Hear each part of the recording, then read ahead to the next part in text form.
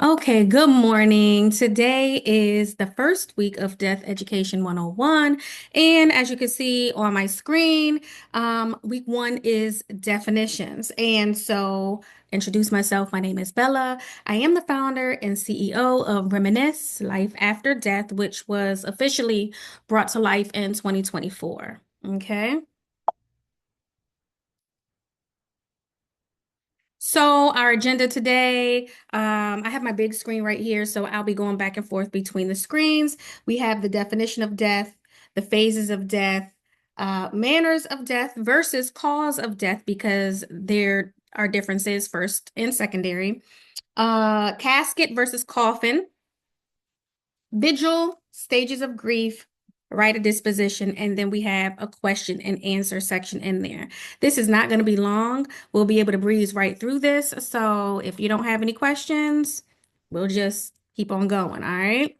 So, what is death, right? So, death is the irreversible end of all vital functions in the body, including breathing, heartbeat, and brain activity. It is a natural process that happens to all living things. The most important thing that we could take away from the definition of death is that it is irreversible. There's no coming back from death once a living organism dies. So now we're going to get into the phases of death. The first one being suspended animation, which is the temporary condition of apparent death. Okay, so the definition or an example that I can give to you is a natural coma because they're just suspended because they can wake up from that. The second is a medically induced coma. And so we go into the next phase of death, which is apparent death, where it's obvious the definition is in the name, where it is someone appears to be dead, but is still alive, right? And so that can be by drowning, heart attack, electrocution, where they might get electrocuted and they might appear to be dead, right? But with resuscitation, they can become fully functional again. The next one is clinical death. Clinical death is defined as a phase of somatic death lasting 5 to 6 minutes in which life can be restored. Clinical death, meaning there are no pupil reactions, there are no reflexes, almost as if you were unconscious, right? And in that 5 to 6 minute period where you don't have brain activity and or oxygen to the brain, that's when you are trying to again resustain life in a person. The next one is biological death. This is irreversible somatic death where life too cannot be restored. So, some examples of biological death include when your heart stops, cardiac arrest, stroke, blood clots, which are also known as aneurysms, right? And so that's when your brain is starved from oxygen and the blood flow is interrupted. Okay. So finally, we have somatic death, and that is the death of the organism as a whole. There is no coming back from somatic death. It is 100% over. You are now deceased, right? All right, so let's get into the manners of death, okay? So when you have the manners of death, we talk about there are five manners, right? And the first one is accidental. I'm going to go ahead and read the screen that I'm sharing with you. And it is an accidental death is a type of death that occurs as a result of unforeseen and unintentional events or incidents. Accidental deaths typically happen suddenly and unexpectedly, often due to circumstances beyond the control of the deceased person. These deaths are not result of intentional actions, not intentional violence, and not intentional self-harm, right? Accidental deaths can have various causes, including car accidents, which we like to call them collisions, car collisions, falls, drownings, fires, electrocutions, drug overdoses, poisoning, industrial accidents, and natural disasters. The range of potential accidental causes is it's a wide range, right? So then we get into the next cause of death, which would be a homicide. And so a homicidal death is often referred to simply as homicide. Occurs when a person, as a result of another person's intentional actions, remember, accidental are unintentional. Homicide is a legal term used in death investigations to describe situations where one individual intentionally causes the death of another. Homicides can take various forms, including first-degree murder, second-degree murder, manslaughter, and justifiable homicide, which is self-defense, right? The classification depends on the intent, premeditation, and circumstances surrounding the death. We also have natural. A natural death is classified as a person who dies from natural causes, such as diseases or conditions related to aging.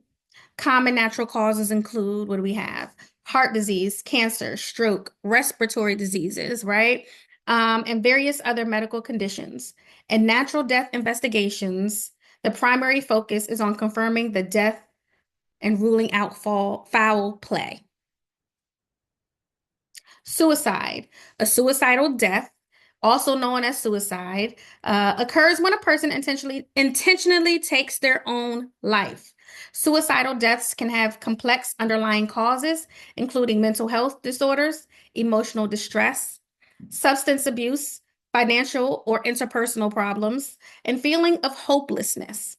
Many factors can contribute to a person's decision to end their own life.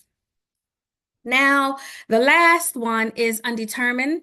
This one is not common at all, as most coroners and medical examiners definitely try to get to a cause, or I should say the manner of a death. An undetermined death is also known as undetermined manner of death, and a classification used in death investigations when the exact cause and manner cannot be conclusively determined based on available information and evidence. Okay, so we have the manners of death being accidental, accidental, homicide, natural, suicide, and undetermined. So this would be classified as what, right? What happened? So when you get into the cause, it's how it happened. So what happened? They had a respiratory disease. How was that caused? COVID-19. So you have your first factor of death and your second factor of death, and that's the difference between manner and cause. Okay? So we'll move right into our coffin versus casket. As you can see, the casket is the one on the bottom, and it is rectangular in shape. It has four sides, okay? That's more commonly used in the Americas. The coffin, which is, I believe, six sides, right? It's wider at the top, narrow at the bottom. That is more often used in European countries. And so that is the difference between a coffin and a casket. And the reason why I brought this up is because sometimes people like to interchange the meanings in words, and you cannot do that. Words mean things. So the coffin is six-sided. The coffin is wider again at the shoulders and narrow, almost the shape of a body. And a casket, again, is rectangular. So moving on, we're going to get into what, again, words mean things, right? So oftentimes in our culture, we see people say, oh, we're having a visual for John Doe that passed away. And it is not the proper terminology to say visual. The proper terminology is vigil, okay? Vigil. And as you can see, we have the correct writing here, and it is not visual. So by definition, through everything that I learned, a vigil in is known as, is defined as, in the Roman Catholic faith, a prayer or scripture service usually held at the funeral home the evening before the funeral mass. Now, that is by definition how it came about. With us, we know it as bringing out candles. We know it as balloon releases. I'm not a fan of balloon releases just because of the earth and, helium, all of that. But we do know it is a vigil to represent the dead, to come together, say our prayers before the actual funeral. A lot of times these are held a week or two prior to the actual funeral. So now we're going to get into the stages of grief. Everything that I have listed here are a part of your definitions, okay? So what we do is I take what we're talking about, put it into some slides, and we just go straight through. And like I said, if you have any questions, raise your hand. No questions, we just keep it moving. So there are 5 stages of grief. These were brought to you by Elizabeth Kubler-Ross, and we'll just go through them. As you can see, I have this graph in the back of this slide, and the lines are all over the place. And that is because grief can be all over the place, right?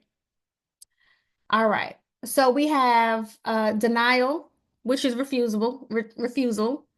Denial refers to the period of grieving during which a person refuses to accept the reality of a situation. Denial is different than not understanding. It is a defense mechanism that helps us protect ourselves from the shock of the upsetting hardship. A period of denial can be normal and even helpful during the grieving process as we work to process a difficult situation. Then we have anger, which is, basically blaming ourselves or other people or a religious entity. And once a person comes to understand the information they received and accepts the reality of death, they often experience anger. Anger can be a natural response directed towards oneself, family members, doctors, God, or even the deceased, right? How could you do this to me? How could you leave me, right?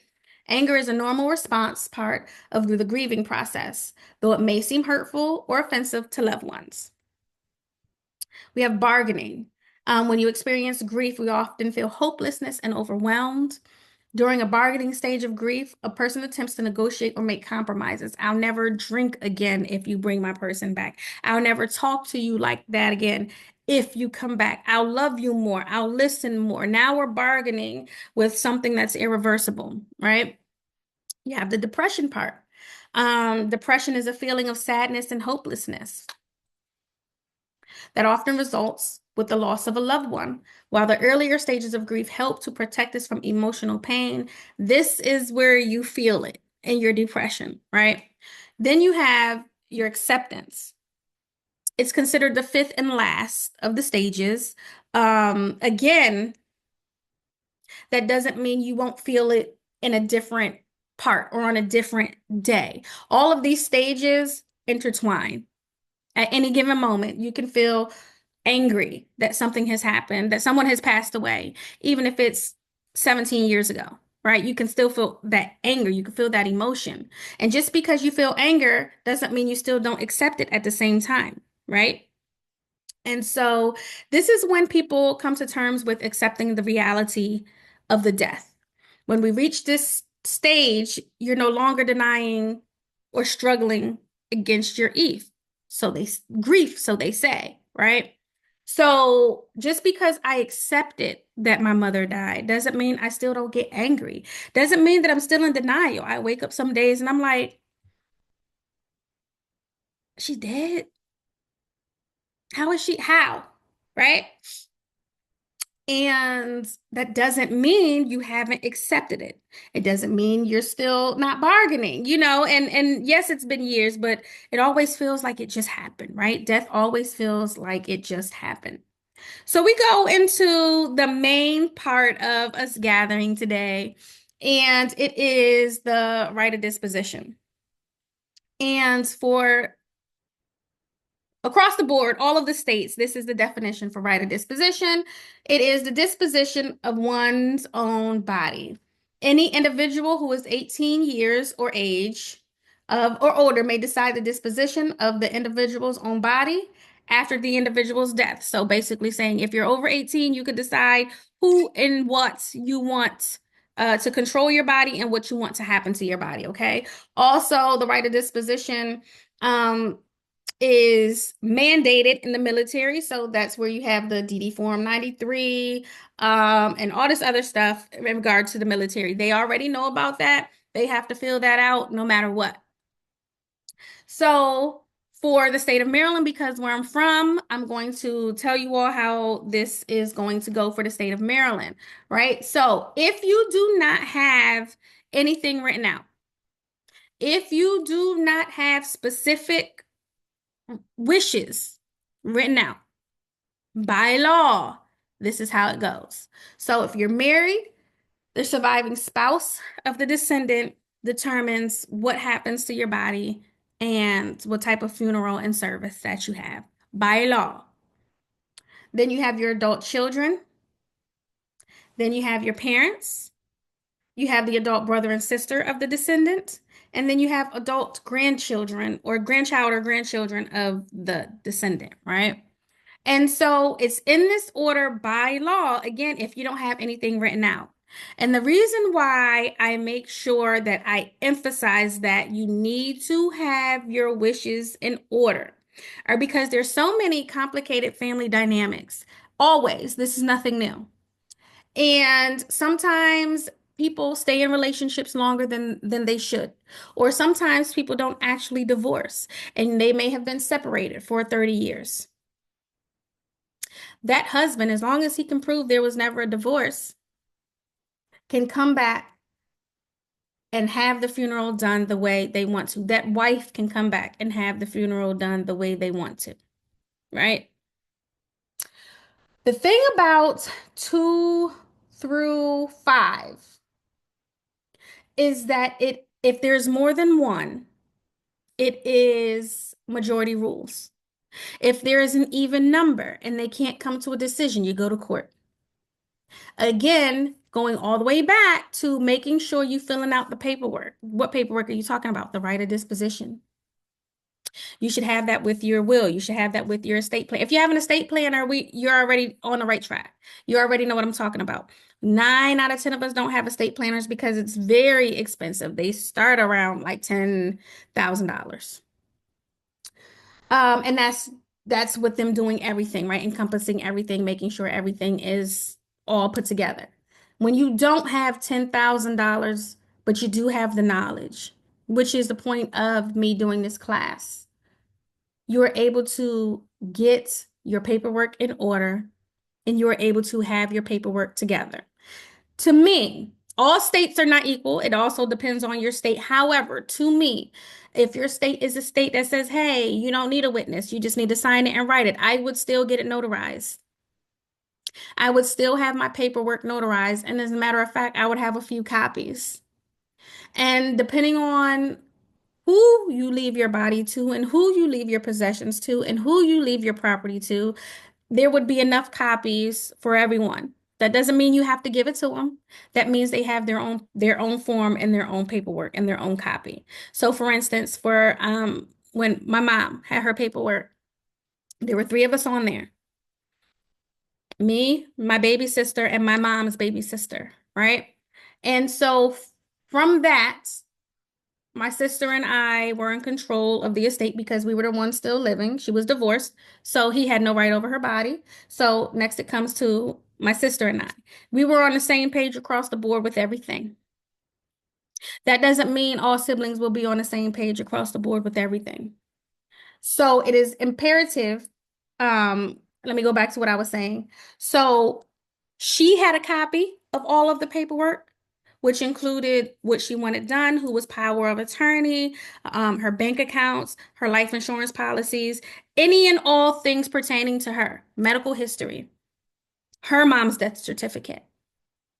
I don't remember if my grandfather's death certificate was in there, and I don't remember, but all of the information was in this packet that she had for us. It is very important for us to have this paperwork together. So, with that being said, everyone's homework Everyone's homework is to get their right of disposition paperwork together.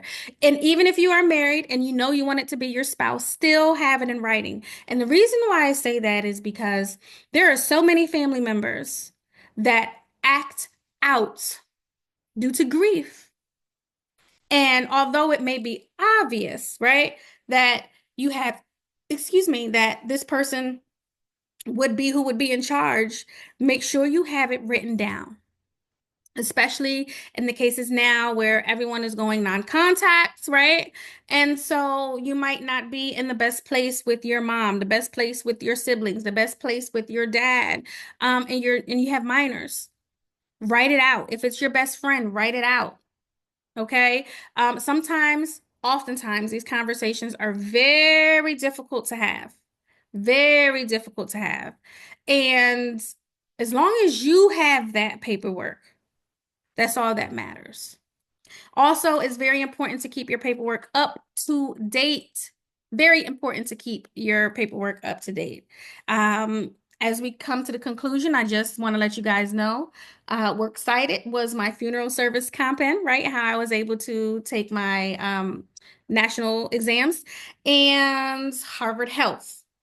CCBC, a mortuary science coursework. That is where I obtained my mortuary science degree. I kept all of my coursework, and health.maryland.gov. And I knew, right?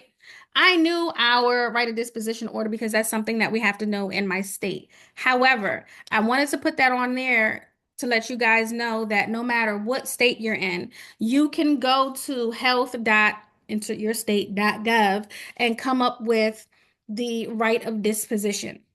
With that being said, I will be putting out the right of disposition videos on my YouTube within the next 2 weeks. So all 50 states will be uploaded to the YouTube, and you will be able to see your right of disposition there. However, it is up to you to fill out your right of disposition paperwork for your homework for the upcoming week and get it notarized. And there's also a second sheet that I'm going to put in there.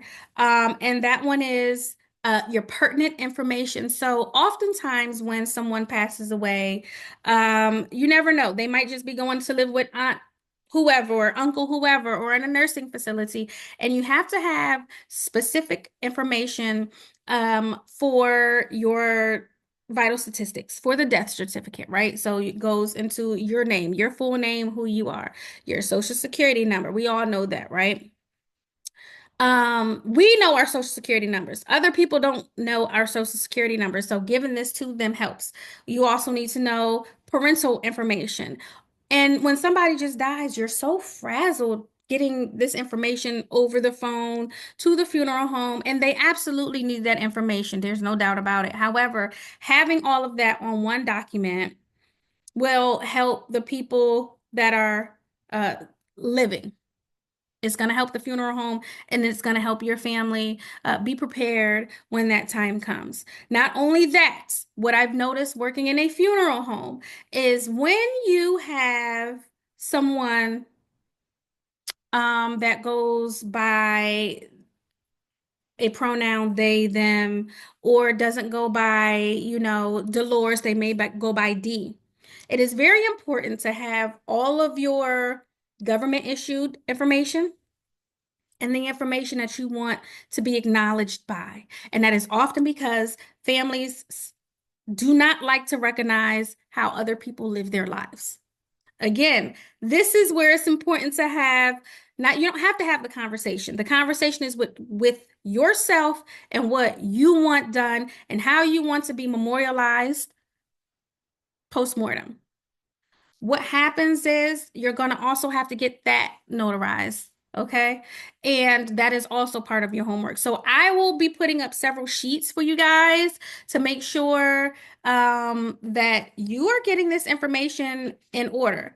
Part of death knowledge is making sure that you have all of your documents together. Part of death knowledge is making sure that not only are you prepared, the people behind that you're leaving behind are not scrambling, that they can actually grieve, that you've made it so easy and prepared this for them. So there are no arguments. So people don't have to go to court, right? So that's what this was about.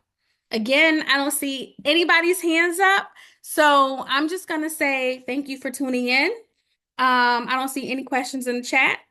And I want to thank you all for coming to week one definitions. I understand how it may have seemed, what is she talking about with definitions? All of these definitions, except for and on purpose, write a disposition, which will be added, are in the vocabulary on the vocabulary list, and that link is in Google Classroom. Excuse me, I got a little tongue tied there. So yeah, that's what we do. That's how we move forward. Next week we will be checking in. We will be checking in, and we're going to be discussing how those conversations felt. What was it like? Where did you go get your stuff notarized? And I would absolutely, absolutely not have anyone close to you notarize it. There's a UPS almost everywhere in the United States, right? And so they have notaries on site when they, I think, only charge $2 to $3 compared to private notaries. And I would not have anyone in the family do it because they may say, oh, well, it was done and I don't trust this person and I don't trust that person. So I would have an outside source uh, notarize my paperwork. Always feel free to email me. Always feel free to drop something in the Google Classroom chat. Always feel free, like I said, to reach out to me at any point. As you can see, there have been some chats. Check the timestamps when someone is saying, "Hey, what about this? This works for me," or I'm replying almost immediately. Also, with that being said,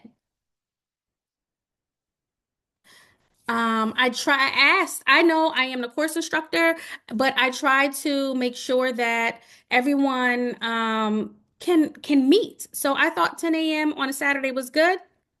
It worked for some of us, didn't work for a lot of us, but this will be uploaded.